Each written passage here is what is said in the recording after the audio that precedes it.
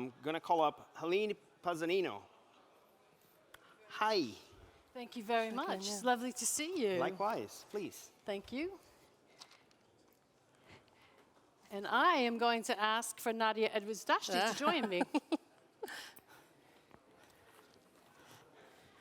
Thank you. Thank you very much. The last time that I was the last speaker before the drinks is in New York City. It was momentous. It was with a certain Celsius CEO. So let's hope this doesn't sort of go that way. Nadia, thanks very much for being with us. And of course, our session today, at the end of this very wonderful day, is committing to diversity, equity, and inclusion amidst the growing technological change. There's a lot wrapped up in that, isn't there? There's so much, and there's so many ways we could go with this. Exactly. And before we get started, let's have a little bit about you, because I know you've got the podcast, you've got the book, you're obviously working on the recruitment side and the headhunting side, and you've made this a priority. So let's hear a little bit about your background. Yeah, thank you. So I've worked in recruitment now for coming up to 18, 19 years, always placing technologists and salespeople into the financial services sector. I'm one of the founders of a company called Harrington Starr. We built that in 2010 with that specific specialism. So you can imagine we have seen a lot. We've seen it all. And one thing I will always talk about is that we hear the truth. And the truth actually isn't what we all talk about and that we all respond to. And I think when you work in recruitment and you build trusted relationships with people and you've stuck at something for the length of time that I have and built those relationships that come back and back, you end up hearing why people are leaving. So there may be headlines that are to do with talent and inclusion and diversity, such as the war on talent, the Great Resignation. But what is the real truth behind that? Why are people leaving? Why can't we attract people that want to stay in this space long term and forge a career here? What are we doing wrong that we need to change so that we can attract brilliant, talented people to our space, keep them here and have them have wonderful careers here? So by hearing the truth and the stuff that goes wrong and having that relationship with a lot of people, they can tell me the truth of that.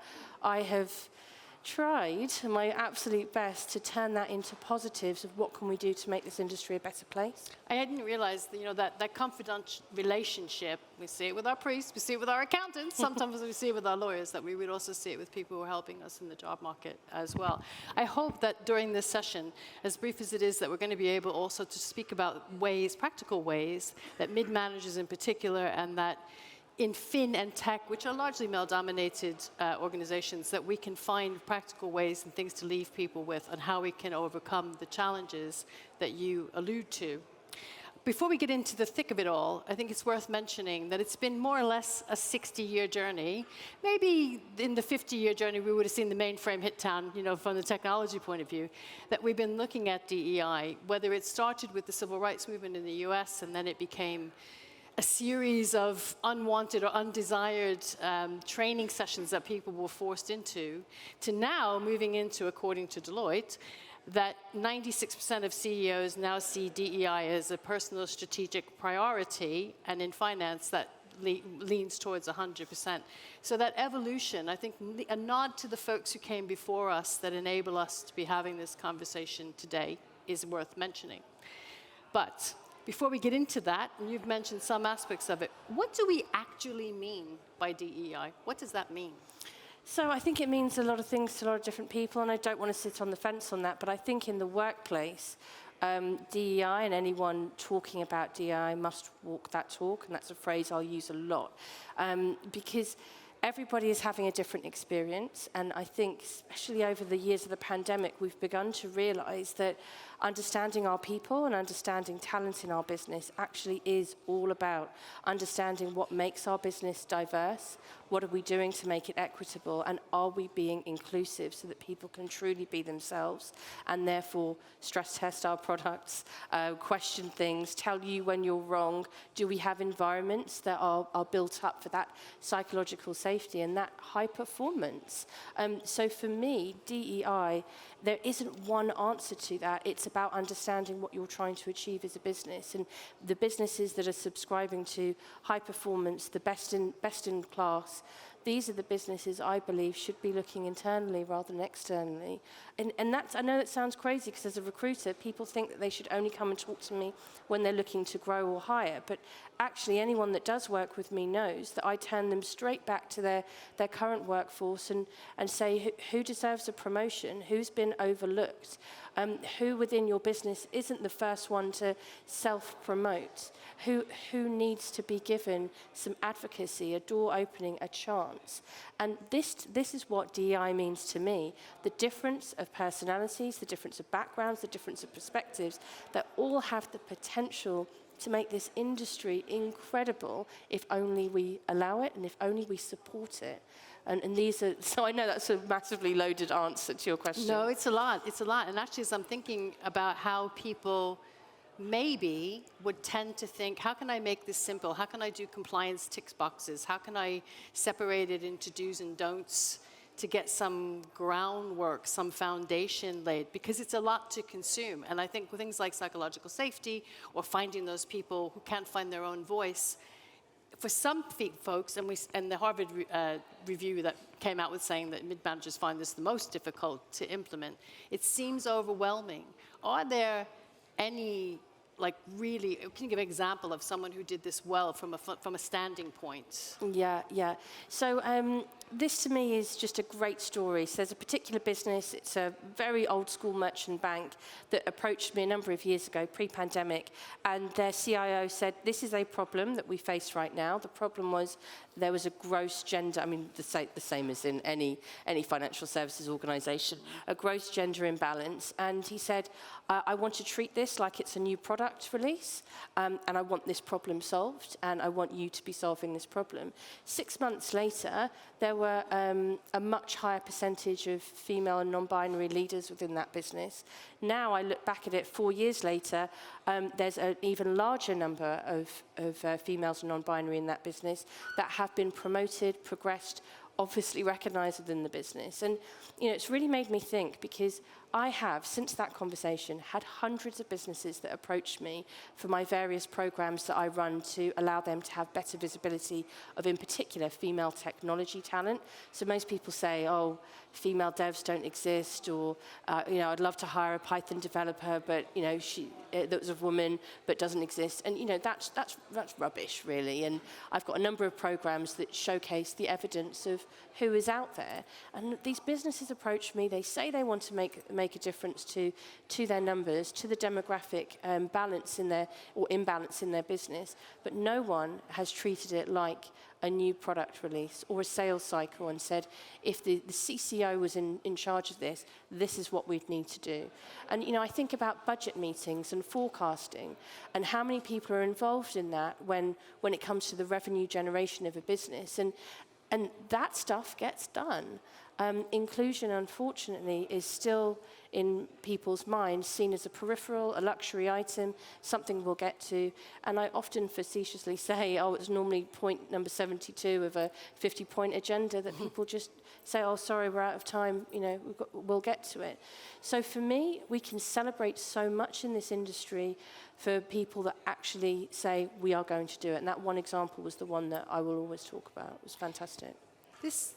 For me, this is a kind of reminder to bridging what people will say. And I think, again, she says, I think it was probably McKinsey who drew attention to the fact that there's a significant impact on the bottom line.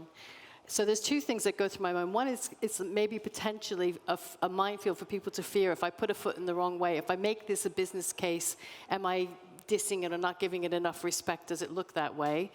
And the other side is knowing that there's a commercial impact, but doing it in a way that remains inclusive and looks like you're not just paying lip service to it, but you do get to a bottom line. So is it true that there is an impact on the bottom line? Mm-hmm. And is there a way to take something like that product journey and bring it in more easily so people don't feel like they're stepping on toes? Yeah, so anything that you read from anyone that you'll trust, so EY, McKinsey, we've got all the stats that show you've got more diversity of thought in the room, you are going to come up with better solutions. And I think people understand that, but I think you're absolutely right. People are afraid of how they make that happen, because there's a lot of stuff that comes along with that. If you are only used to having one demographic in your tech team or in your sales team, and now you're going to bring in a different personality type, someone who needs to work different hours, let's say, someone who needs different access into the building, we are suddenly changing the whole way that group interacts. We're moving away from groupthink of us all agreeing with one another to someone coming in and actively challenging the situation. And that stuff is hard.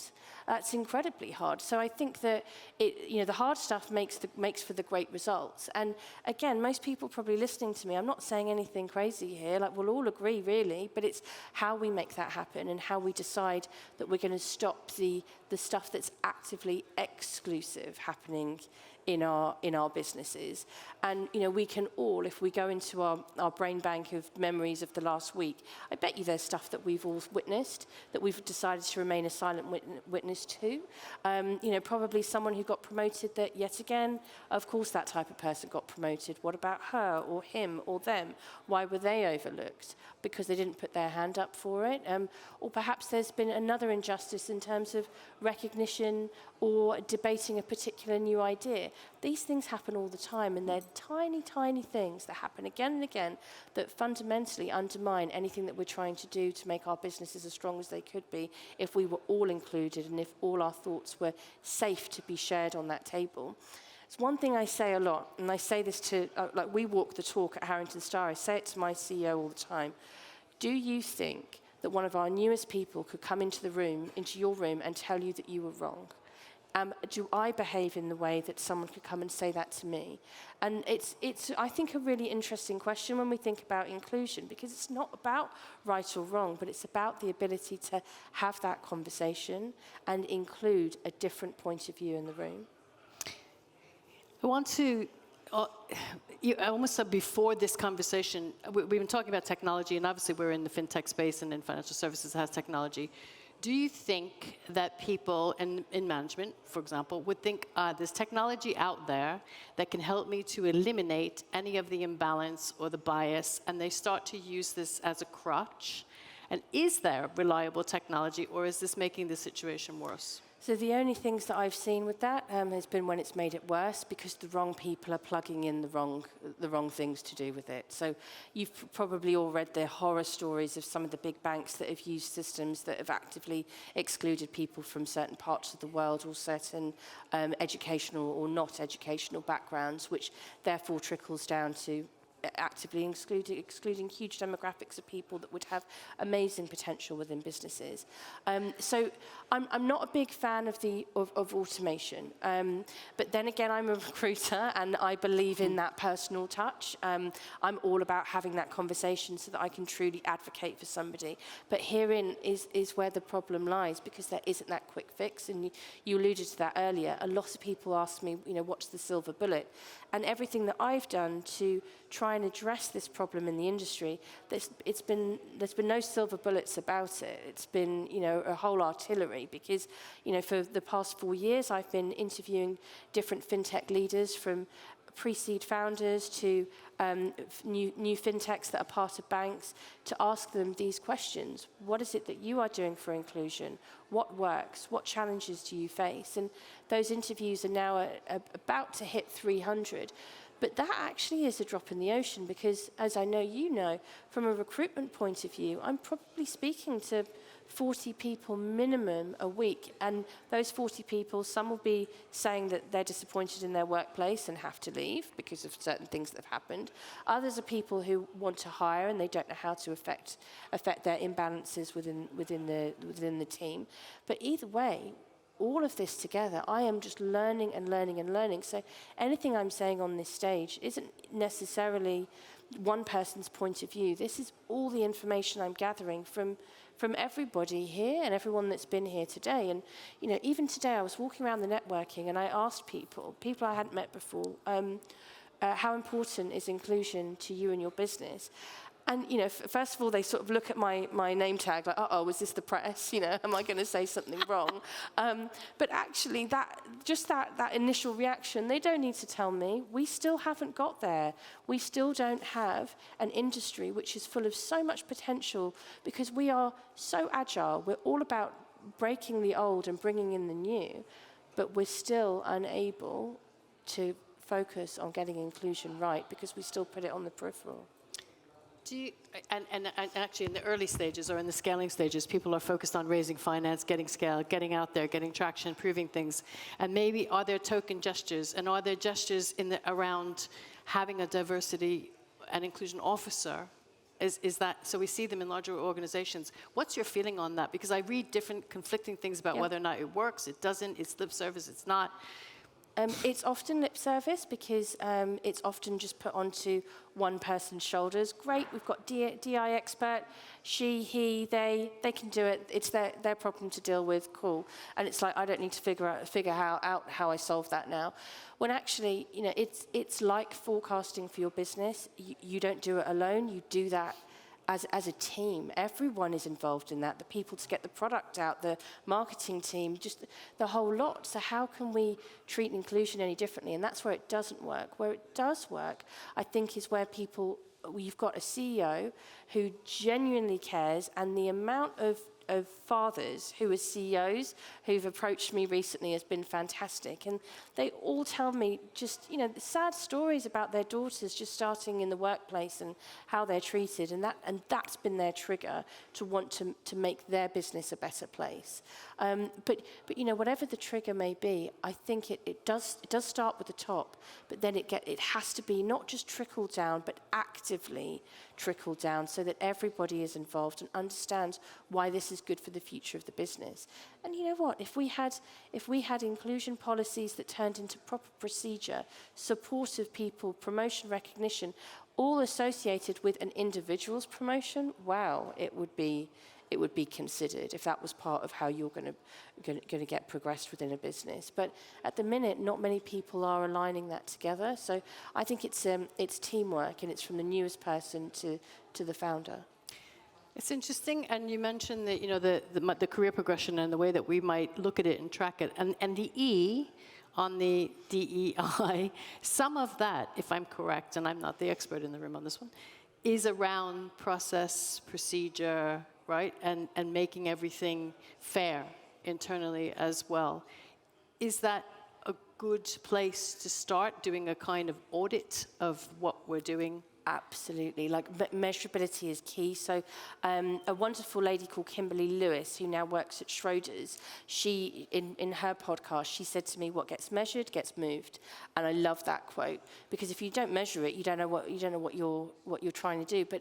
But also look at us within the world of fintech and crypto. Of course, everything that we're doing is getting measured.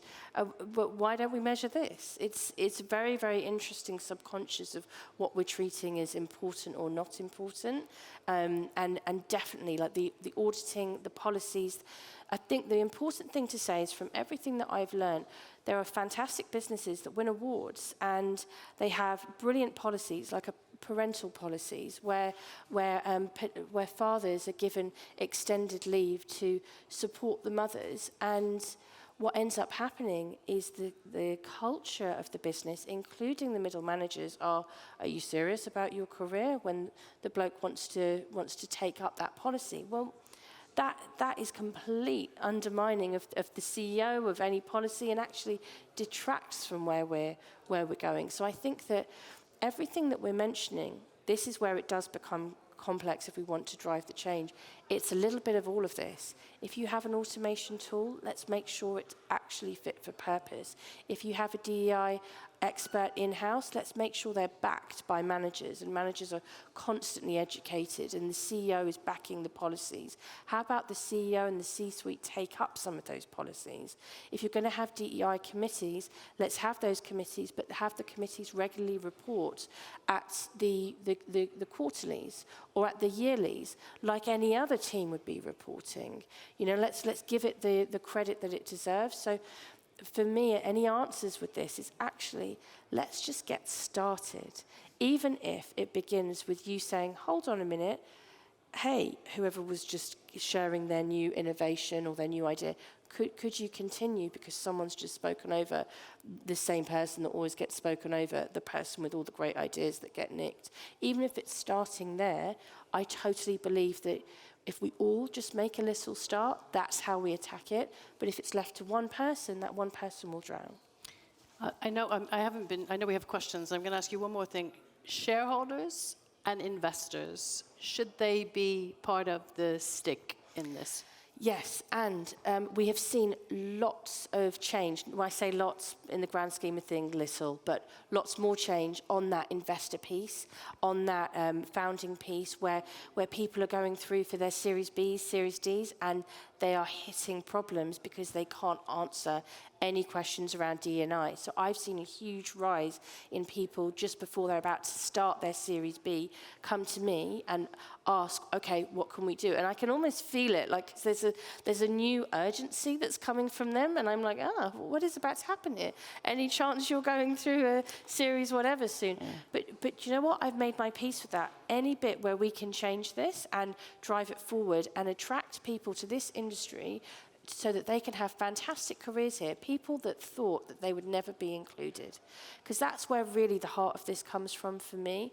I go and talk at universities and I look at these fantastic people with so much potential that say to me after talks, I would never have thought fintech would have accepted me or wanted me. And that to me is a travesty. We've got to move away from that, because right now the problem is we do not have enough people to fill the vacancies. This time next year there'll be even more businesses with more vacancies. And if we keep on hiring from our competitors and keep saying, oh, I need someone who's already done this, we're going to get to a standstill. We're creating our own ceiling. So that investment of new talent, and we've got to slow down the loss of talent that's leaving our industry because we're not looking after them well enough. It's very important, and I like having people who are not necessarily experienced. I know we're out of time, but let's look. I love the product release example you gave, but you said it was an isolated case. Why has that idea not received much traction? It's literally whether someone wants to do it or not. So that was that particular CIO. And I give this exact example, and I've had a number of businesses try and replicate it, but you mentioned it, we all know, something else comes in and it becomes the luxury item again. I truly believe if we can keep it as at the heights it needs to be, actually everything else will end up being faster. The amount of time we spend on trying to save someone that hands in their notice, we've all had it. You'll all give them a counter offer, you'll spend a whole week with them, they've gone, but we spend all that time. So I say to people when they don't take this up, you're already spending the money on this. You're already losing people. Like actually putting time, effort, and money into it now, it's going to save you money, time, and effort later, but it's the human psyche of... Right, I think people know new hires are always more expensive, aren't they? So comment, not a question. It seems like this critically important topic is not being taken seriously if the discussion is taking place at the end of the day. Well, we're just before the drinks. We know people are still going to be here, and so we know. But actually... And thank you for that comment. It was something that came up. Yeah. So I'm glad someone else said it. I'm just glad that we found a spot in amongst all of the important technology and everything else that we're discussing and the partnerships and everything else today to do it. Is there an example of an industry that had a problem but has gone on to do really well with DEI? So I've looked into a number of different industries on this, and actually everyone is struggling because of this point, that it's starting to become more of a focus, but no one is really putting it at the top of the agenda. And I think, and this is probably a really nice way to end the conversation, I've been saying this, I wrote it in my book when I celebrated 120 women from my podcast series. That book is called Fintech Women Walk the Talk. But my opening chapter, I say, Fintech has the potential to be the leader for equality, because we are all about looking at how we can completely change something to solve problems that we didn't even know we had. So that mindset means that we are so ripe for this. We're not scared to be agile, we're not scared to pivot, we're not scared to change. So we could become that example industry, and I'd love it for us to do that. And I think obviously fintech is one of those, it's a golden industry in terms of the UK economy, particularly the southern economy, and with the Treasury. And I don't know if anybody's been watching TV today. We're going to need all the help we can get. But yeah, we could lead the way. We should have been leading the way in terms of breaking down silos of all kinds within financial services. So this would make sense that would also, and we're in London, we're a very mixed community of 100,000 or so, aren't we? So we should be able to do that. We could talk about this for hours and hours, and you and I discussed this, that there's definitely more here. I'd love to find out more about some of the ground rules, the things to measure, the frameworks, the ways that you can help people, and that guy needs to go into a case study. So we can listen to the podcast, and we can buy the book. So the book is called Fintech Women Walk the Talk, and celebrates 120 women. It was the first 120 podcasts I recorded of my Women in Fintech podcast series. I've now grown the podcast so it's not just focusing on gender, but everything that's part of inclusion. So there's 4 different streams under the banner of Fintech with Nadia, the DEI discussions. Please follow me on LinkedIn, because every day I'm posting about what you can do in your business, and I'm really, really up for connecting with new people to try and drive this change. And it needs a focus, it needs passion, it needs someone who, even on the difficult days, says this is important. So anyone that can get involved, please get in touch. Thank you very much. Thank you, Thank you for Helene. making it a priority, and thank you for sharing with us today. Thank you.